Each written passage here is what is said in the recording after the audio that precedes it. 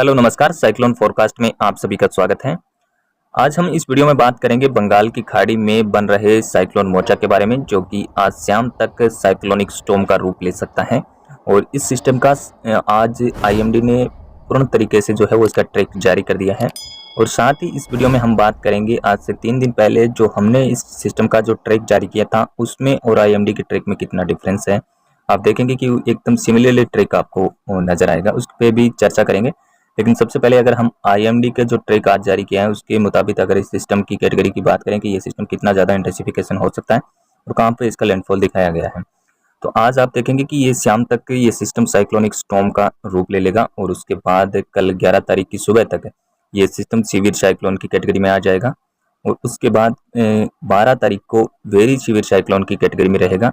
तो उस समय जो इसका विंड स्पीड है वो यानी कि 120 से लेकर के 150 किलोमीटर के आसपास इसका विंड स्पीड देखा जा सकता है। तो वहीं पर आईएमडी ने 13 तारीख को यानी कि तटों के पास में जब ये सिस्टम पहुंचेगा तो उस समय भी इसको वेरी सीवियर साइक्लोन की कैटेगरी में रहने की संभावना बताई है। लेकिन इसका विंड स्पीड में जो है वो डिफरेंस आ सकता है, यानी कि 13 तारीख की सुबह जो इसका आसपास का जो विंड स्पीड है वो 160-165 किलोमीटर के आसपास विंड स्पीड रहने की संभावना है। और 13 तारीख की दोपहर तक ये सिस्टम कहीं ना कहीं एक्सट्रीमली सीवियर साइक्लोन की कैटेगरी में भी जा सकता है। तो 180 किलोमीटर प्रति घंटा के हिसाब से हवाएं चल सकती है, ऐसी संभावना रहेगी। लेकिन आईएमडी ने इसे एक्सट्रीमली सीवियर साइक्लोन की कैटेगरी में नहीं दर्शाया है, वेरी सीवियर साइक्लोन तक ही रखा है। और 14 तारीख को ये सिस्टम लैंडफॉल करेगा, यानी कि 14 तारीख की सुबह 6 बजे 7 बजे के आसपास इसका लैंडफॉल हो सकता है। और उस समय इसकी जो कैटेगरी है वो सीवियर साइक्लोन की कैटेगरी में इसका लैंडफॉल दिखाया जाता है। और 14 तारीख की शाम तक ये डीप डिप्रेशन की कैटेगरी में आ जाएगा। तो आईएमडी का जो ट्रैक है वो कुछ इसी तरीके का प्रदर्शित हो रहा है। और आईएमडी के मुताबिक 14 तारीख की सुबह सीवियर साइक्लोन की कैटेगरी में ये सिस्टम लैंडफॉल करेगा। और अधिकतम जो इसकी कैटेगरी है वो वेरी सीवियर साइक्लोन की आईएमडी ने दिखाया है इस सिस्टम को। और इसका ट्रैक जो है वो आप देख सकते हैं कि इसका जो भारत के वेस्ट बंगाल और उड़ीसा पे इसका बहुत ही कम इम्पैक्ट देखने को मिलेगा। और इसके अगर हम अंडमान निकोबार पे भी इसकी विंड स्पीड का कोई 40 के आसपास विंड स्पीड रहेगा। हालांकि rainfall activity moderate to heavy rainfall activity इन भागों में देखी जा सकती है।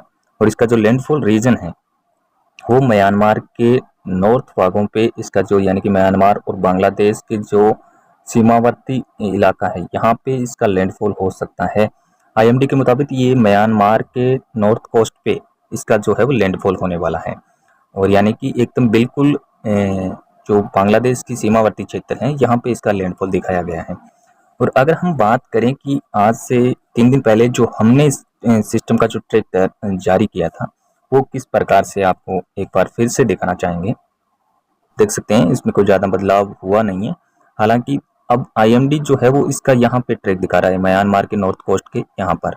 और इसका ट्रैक कुछ इस प्रकार से नजर आएगा आपको यहाँ से। तो इसमें और 14 तारीख के आसपास से इसका हमने सीवियर साइक्लोन की कैटेगरी में लैंडफॉल दिखाया है। तो आप देख सकते हैं आईएमडी के ट्रैक में भी 14 तारीख को इसका लैंडफॉल हो रहा है और सीवियर साइक्लोन की कैटेगरी में भी इसका लैंडफॉल दिखाया जा रहा है। और हाईएस्ट कैटेगरी में जो है वो हमने वेरी सीवियर साइक्लोन की कैटेगरी में इसको दिखाया था कि 13 के आसपास ये वेरी सीवियर साइक्लोन की कैटेगरी में रहेगा। तो ये सिस्टम आईएमडी के मुताबिक भी 13 तारीख को वेरी सीवियर साइक्लोन की कैटेगरी में रहेगा। और हो सकता है कि 13 तारीख को ये कुछ समय के लिए एक्सट्रीमली सीवियर साइक्लोन की कैटेगरी में भी जा सकता है। उस समय भी इसका जो विंड स्पीड है वो हमने बात किया कि 180 के आसपास देखा जा सकता है, ऐसी संभावना रहेगी। और आईएमडी का जो हमने जो ट्रैक जारी किया है इसमें जो दोनों ट्रैक हैं ये किस मुताबिक तैयार किए गए हैं और इसका जो ट्रैक है वो यहाँ पर ही क्यों हिट करेगा।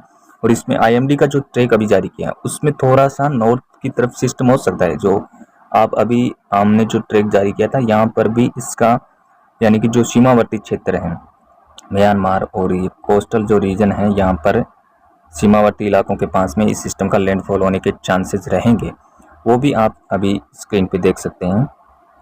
यहाँ पर आप देख सकते हैं कि ये सिस्टम अभी डीप डिप्रेशन की कैटेगरी में देखा जा सकता है और ये सिस्टम शाम तक साइक्लोनिक स्टॉर्म मोचा का रूप ले लेगा। और उसके बाद में जो इसका ट्रैक है वो कुछ इस प्रकार से रहने वाला है। आप यहाँ पर भी देख सकते हैं कि अभी के मुताबिक ये सिस्टम इंडिकेशन जो दे रहा है वो म्यांमार के नॉर्थ कोस्ट पे इसका लैंडफॉल रीजन दिखा रहा है। और इसका जो विंड स्पीड है, हालांकि अभी इसमें आप विंड स्पीड देखेंगे काफ़ी हाई विंड स्पीड आपको नज़र आएगा। 180 किलोमीटर के जो येलो कलर में देख रहे हैं उस एरियाज में 180-200 से भी प्लस विंड स्पीड दिखा रहा है। लेकिन इसके विंड स्पीड में जैसे जैसे ये सिस्टम आगे बढ़ेगा तो इसके विंड में बदलाव आएगा और 180 किलोमीटर से हाई कैटेगरी में हवाएं चलने की संभावना नहीं है। इसमें बदलाव आपको देखने को मिलता रहेगा, लगातार इसमें भी बदलाव हो जाएगा। लेकिन इसका जो ट्रैक है वो अभी नॉर्थ कोस्ट पे भी ECMWF के मुताबिक दिखा रहा है और IMD ने ECMWF को ही केंद्र माना है इस सिस्टम के ट्रैक को लेकर के। और अभी भी जो ये आप देख रहे हैं इसमें ये सिस्टम थोड़ा सा ऊपर की तरफ उठ सकता है, यानी कि जो बांग्लादेश का साउथ कोस्ट है, साउथ ईस्ट कोस्ट पे और म्यांमार के नॉर्थ कोस्ट पे, यहाँ पर इस सिस्टम के लैंडफॉल के चांसेस अभी भी रहेंगे। दोनों के जो सीमावर्ती इलाके हैं यहाँ पर इसके लैंडफॉल के चांसेस बने हुए हैं। हालांकि इसका लैंडफॉल म्यांमार के कोस्ट पे भी इसका लैंडफॉल के चांसेस रहेंगे और बांग्लादेश के जो साउथ कोस्ट यानी कि म्यांमार से सटा हुआ इलाका यहाँ पर भी इसके लैंडफॉल के चांसेस रहेंगे।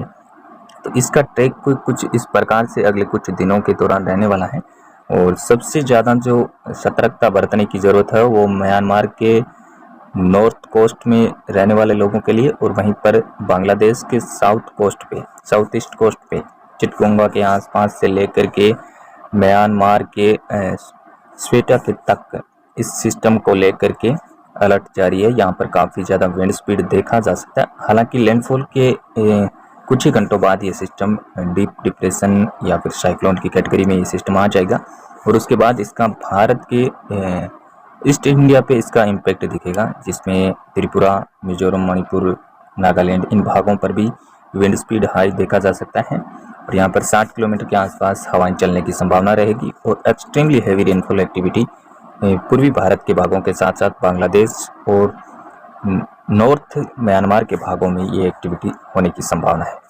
और अगर हम बात करें कि वेस्ट बांग्लादेश के साथ साथ पश्चिम बंगाल, उड़ीसा, यहाँ पर पूरी तरीके से इस सिस्टम का खतरा टल चुका है और हालांकि हल्का रेनफॉल एक्टिविटी यहाँ पे ज़रूर देखा जा सकता है। लाइट टू मॉडरेट रेन के आशंका रहेगी। विंड स्पीड ज़्यादा नहीं रहेगा इन भागों में। विंड स्पीड भी जो है वो 40 किलोमीटर के आसपास यहाँ पर भी विंड स्पीड देखा जा सकता है। इससे ज़्यादा विंड स्पीड इन भागों में रहने की संभावना नहीं है। तो इस वीडियो में आगे भी हम आपको लगातार अपडेट करते रहेंगे। इस वीडियो में इतना ही और अगर जो जानकारी दी जा रही है आपको पसंद आए तो चैनल को सब्सक्राइब जरूर करें। धन्यवाद, नमस्कार।